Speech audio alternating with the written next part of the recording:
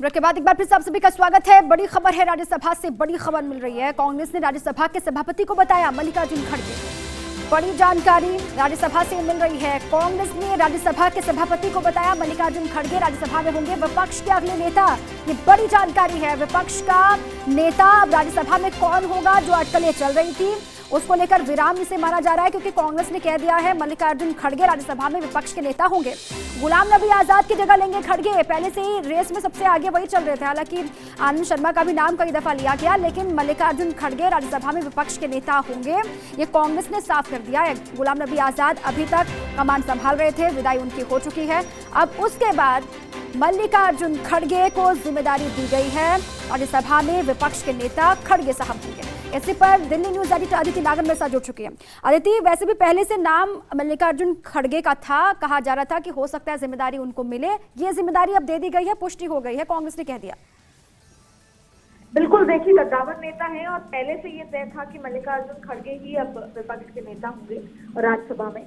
और जब विदाई हुई थी, जब गुलाम नबी आजाद की विदाई हुई थी, तभी से था। हालांकि गुलाम नबी आजाद बहुत ज्यादा लंबे समय से राज्यसभा में थे और उसका पूरा जो चित्र था वो आप नरेंद्र मोदी ने जब उनको विदाई दी उस समय भी बहुत सारे किस्से कहानियां सुनाई तो देखने को मिला था।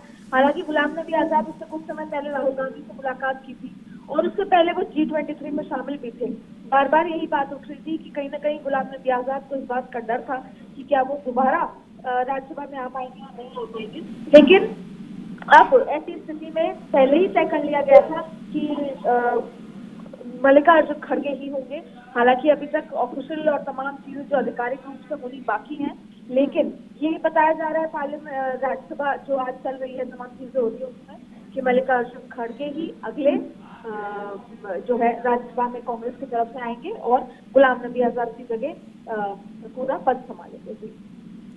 और इसको लेकर हालांकि पहले से भी अदिति, जैसे कि आपने भी कहा कि खड़गे को जिम्मेदारी दी जा सकती है, बातें भी तमाम आ रही थी। हालांकि आनंद शर्मा का जिक्र भी कई बार किया गया कि हो सकता है उनको भी जिम्मेदारी मिले, लेकिन खड़गे पर ही भरोसा क्यों किया गया? इसको लेकर अब अंदरूनी तौर पर या फिर जो करीबी रिश्ते उनके रहे, जो उनका पूरा अभी तक का रिकॉर्ड भी रहा है, उसके आधार पर ही ये जिम्मेदारी उनको मिली है?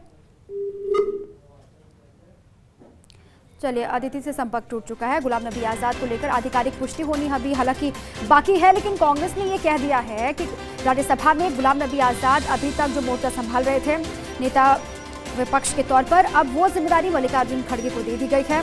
पहले से ही तमाम खबरें भी, तमाम बातें भी निकल रही थी। हालांकि क्या होगा, किसके नाम पर मुहर लगेगी, अंततः खड़गे का नाम लिया गया, लेकिन आधिकारिक पुष्टि का ऐलान होना अभी बाकी है, आधिकारिक पुष्टि होना अभी बाकी है। कांग्रेस ने कह दिया है गुलाम नबी आजाद की जगह अब खड़गे लेंगे राज्यसभा में विपक्ष के नेता के तौर पर